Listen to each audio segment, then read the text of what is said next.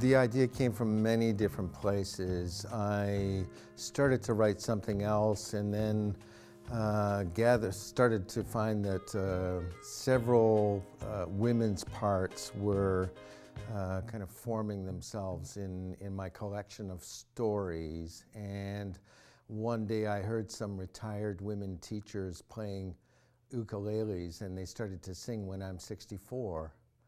And it reminded me of being a child, and when that song was a big hit, when the Beatles brought it out, and but listening to the words today of that song, I thought had a kind of a fun side to it, but also a poignancy to it that I thought, oh, there's something about the lyrics of "Will you still need me? Will you still feed me when I'm 64?" But also the year 64 in that moment kind of gathered for me as a transitional year. It's the year before many people retire traditionally. So it's full of lots of life transition poignancy for older people. Yeah.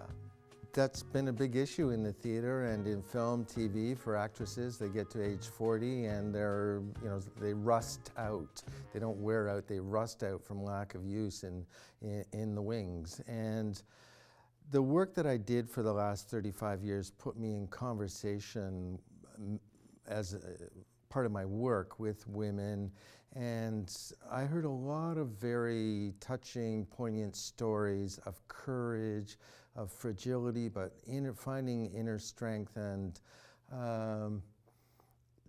that inspired me to say there's really a goldmine here of opportunity to write something about older women, for older women, and hopefully here on the island where there's a lot of retired people, there would be an audience that would be interested in that story. And of course, it's not just here on the island. I mean, the demographic right across the country has more and more retired people, and I think the chance to see something that's about our lives today is lovely. The reward has really been the dream of writing parts for older women and seeing that local actresses are going to have this lovely opportunity on local television to be seen doing dramatic roles about stories that are coming out of their life here on Vancouver Island. And each one of the women in my play face very difficult, challenging life circumstances, and they do so with vulnerability, but also finding inner resources, hope, courage. I'm hoping that there's some inspiration in it. I loved, as a writer, spending time with these women, every one of them.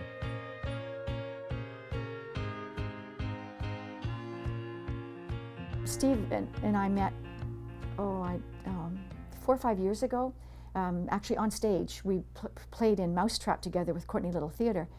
And about 3 years ago, he asked me to, we were going for coffee, and he talked about this idea that he had, that he would like to write a play about women. And he had all these stories that he'd heard over the years. He was, his background in counseling and being a pastor at the church, sorry, not at the church, but at the St. Joe's Hospital. And he asked me if I would be interested in becoming involved in the play, and I said, yeah. I mean, an opportunity to act, an opportunity to be involved with something from the very, very beginning, and then to have seen this play grow and evolve and change and morph into what it is right now has been really interesting. It can be looked upon as a bit of a cusp. Traditional retirement, 65.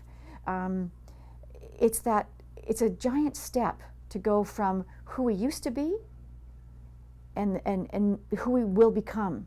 And with today's, life expectancy, it really is the new middle age, and well, not really middle age, but it's the new, I want to say, challenge of life, because you were a mother, or you were a working person, you were a partner, and you're moving into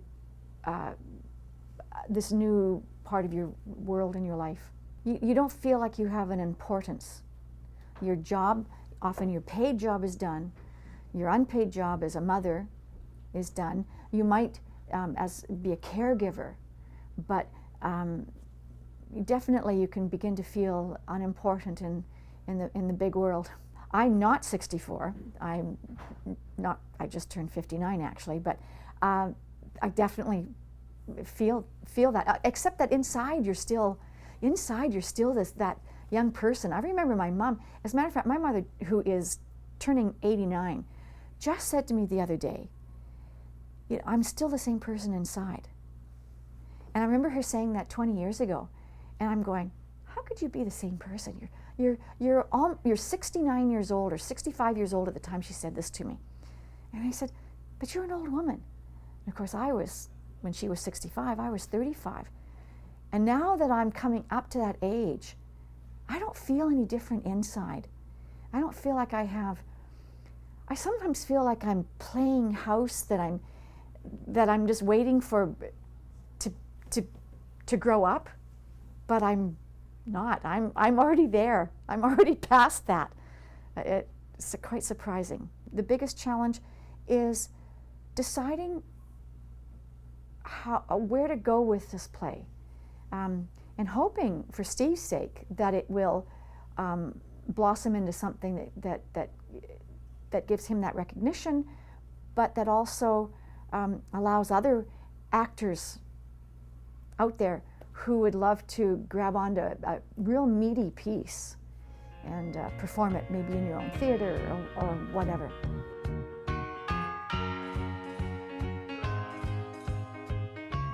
Well, I know that the very first time I read the script, I probably had the same reaction and the same response as most people. I was quite astonished that this script had been written by a man, because it seemed so authentic to me, that the voices of the women just seemed so real. And I just thought, he must be a very, very special man to be able to get in the heads and the hearts of those women. I'm playing the role of Sonia. Sonia is a woman who is, of course, age 64 and recently widowed. And she was she was in a very, very happy marriage for 37 years. And she's very motherly. She has 2 children.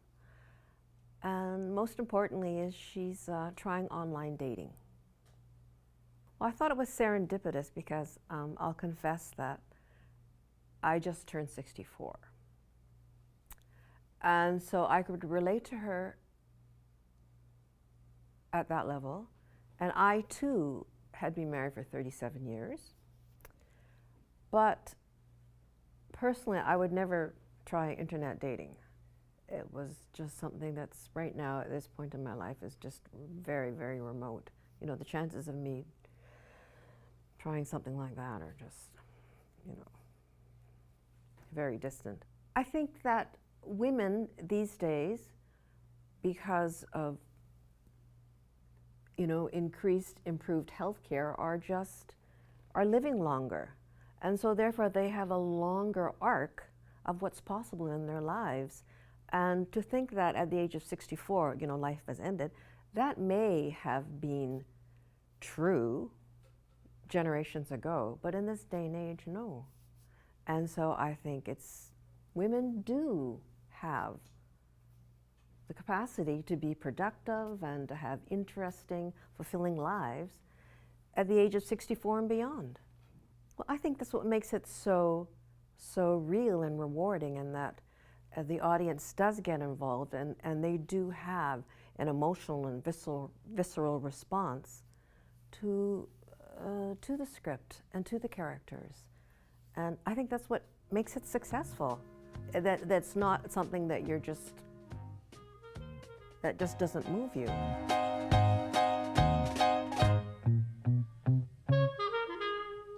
Biggest challenge of the production? I guess it's getting back into using some of the skills that I've been a little rusty with and doing things back in a studio where I've done a lot of things out in the field. So it's a little different when you're back in the studio and It's nice to have lights that you can control, but then you have all the other things, in this case, working against a black background and trying to make people, depending on what they're wearing for their costumes, stand out against a black background, and also make sure that everybody can see them technically so that we can work with them. I think that all the actresses really had a learning curve. There was only one or two that perhaps had done some work before that involved in television and video. So in this case, they were great stage actresses, and they'd done a really great job portraying on camera, but it was just the different learning skill about different pacing, how you're not projecting the same as you're on the stage. So I think they all enjoyed it, and it definitely was something that they learned and hopefully want to continue to do in the future. We had a great tip from a Shaw TV producer about how we could basically start off each one of our scenes. So we do sort of a match edit where we end up taking the individuals and have them on location where it's a full scene with color, et cetera, and everything else like that. And then what we do is we match their position and dissolve into the person now in the studio where they just have a plain background. So I guess some of the tricky parts about doing that was really setting that up, making sure how close can we get the actresses to match the location, their arms, the look on their faces, what clothing they were wearing, all kinds of different things made a little bit of a difference and made that a bit of a challenge. Well, it's great to have such interesting people to meet and work with. All of them are so professional. Steve has been just excellent as the producer and director. And to be able to see and have a chance to have someone's dream sort of brought to life so they can, he can see it, and also the actress can see what it's like, is going to be and has been very rewarding. I've never made a film before, and the chance to work here at Shaw TV in the studio has been a learning experience. It's been fun. The support of everybody here at Shaw TV has been fantastic, and of course truly the privilege to work with Steve Ray, the cameraman and editor. I mean, he's very skillful, incredibly patient, and an absolute gentleman to work with. So for a first-timer who could ask for anything more, this is a zero-budget movie, so we've made the best of what we've got with no budget, and been thrilled with the way everybody stepped up to the plate and helped make it happen.